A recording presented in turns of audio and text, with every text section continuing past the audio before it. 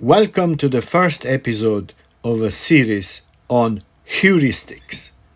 In this series, we will explore the fascinating world of mental shortcuts that help us make quick and efficient decisions in everyday life. What are heuristics?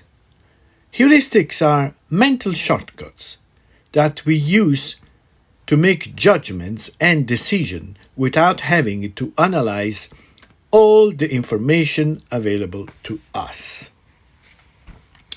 They are like rules of thumb that help us navigate the complexity of life without getting bogged down in endless calculations. Why do we use heuristics?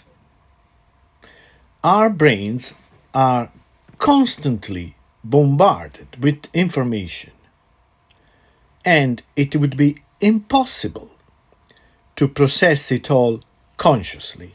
Heuristics allow us to make quick decisions without having to spend a lot of time and effort. They are also essential for helping us to deal with uncertainty, which is a constant part of life. So let's see some examples of heuristics in everyday life. Heuristics are used in a wide variety of everyday situations. For example, when we make decisions about what to eat, we use heuristics such as the availability heuristic, which tells us to choose foods that are easily recalled, and also the representativeness heuristics, which tells us to choose foods that fit our stereotypes of what is healthy or unhealthy.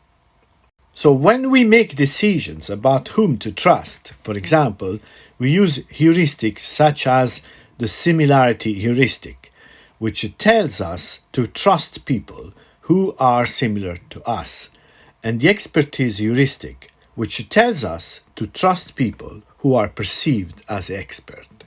When we make decisions about how to get from one place to another, we use heuristics such as the satisficing heuristic, which tells us to choose the first route that seems acceptable, and the mental map heuristic, which tells us to use our mental representation of the environment to find the best route.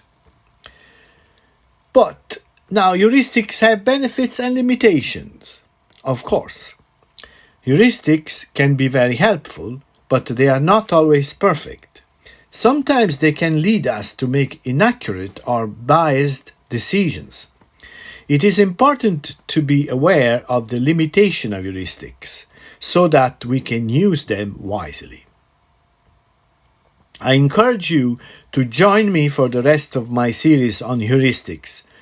I will explore more examples of heuristic in action, and I will discuss how we can use heuristics to make better decisions in our own lives. So thank you for watching. Until next time, enjoy your life.